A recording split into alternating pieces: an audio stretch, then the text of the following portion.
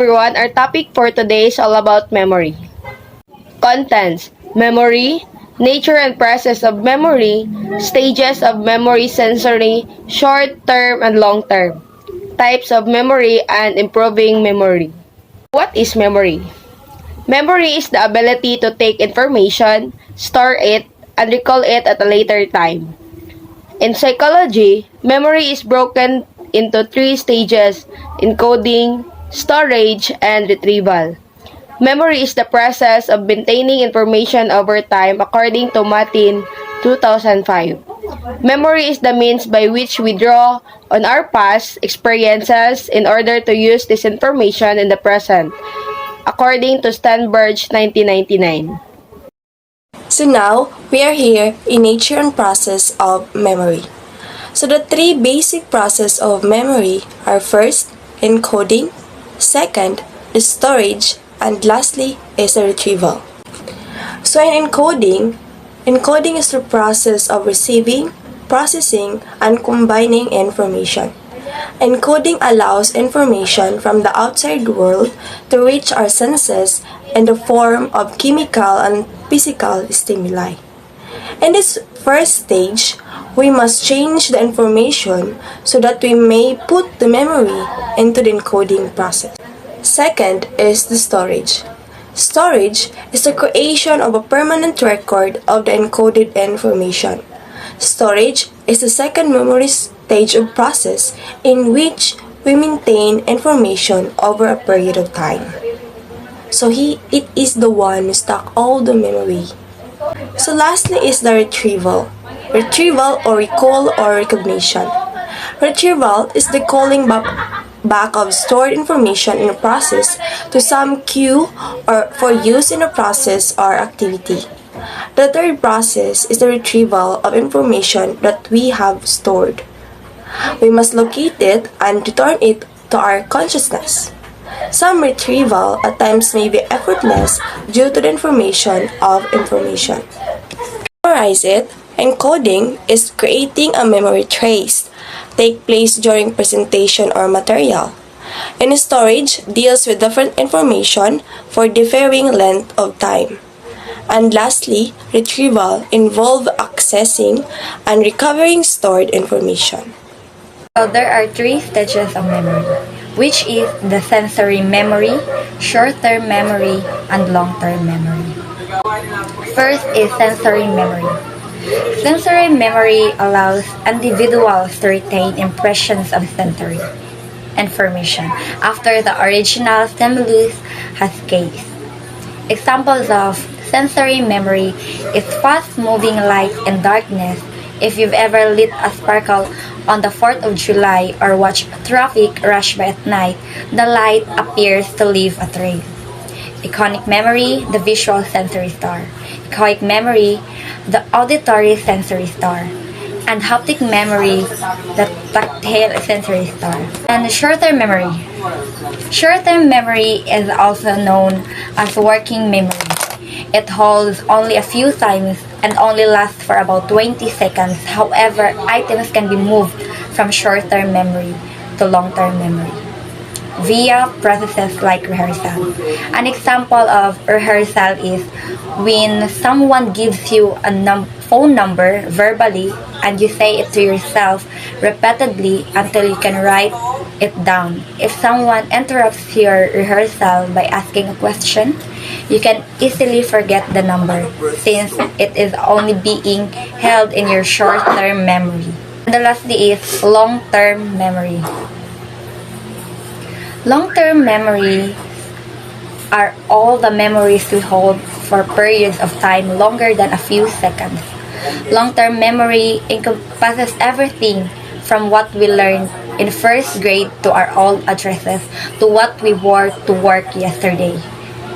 Long-term memory has an incredibly vast storage capacity and some memories can last from the time they are created until we die.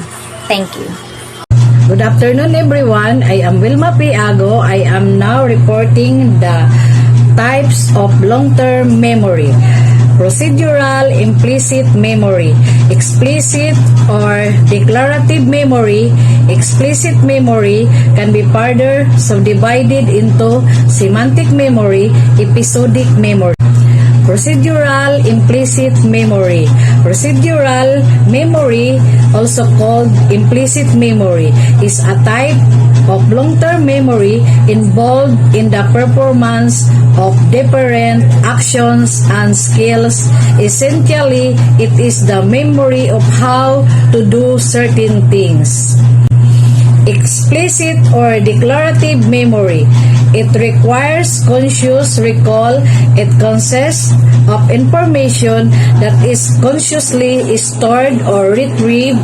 It is the sometimes called explicit memory, since it consists of information that is explicitly stored and retrieved, although it is more properly a subset of explicit memory.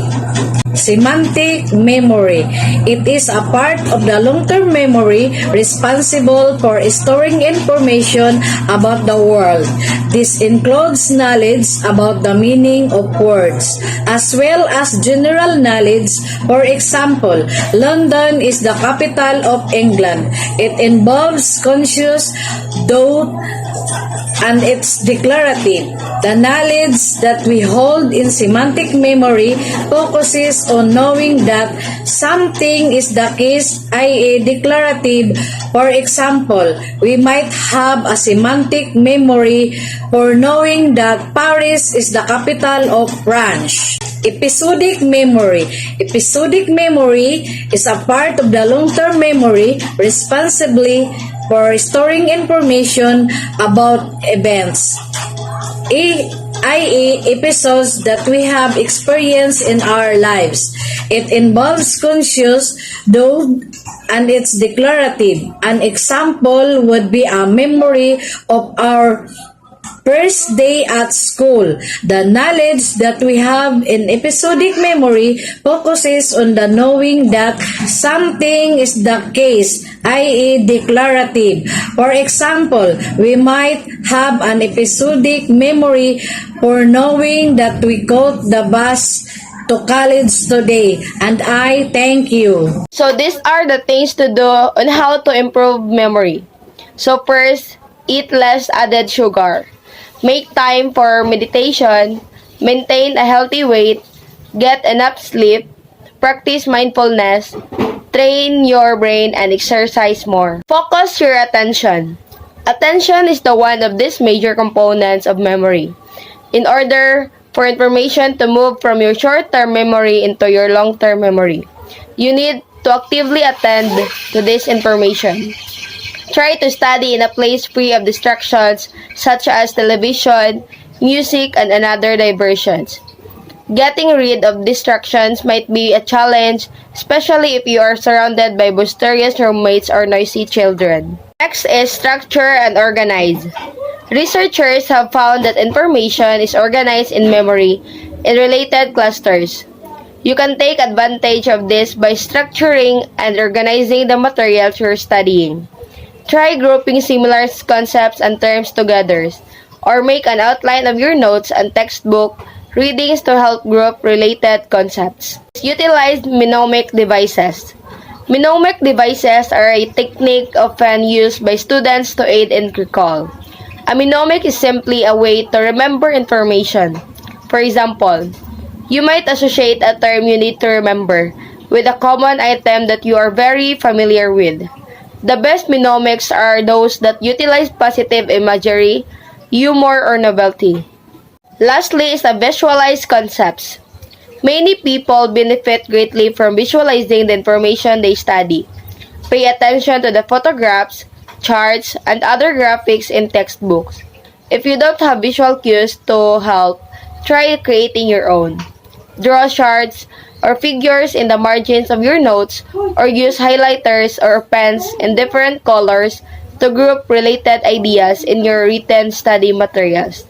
That's all. Thank you.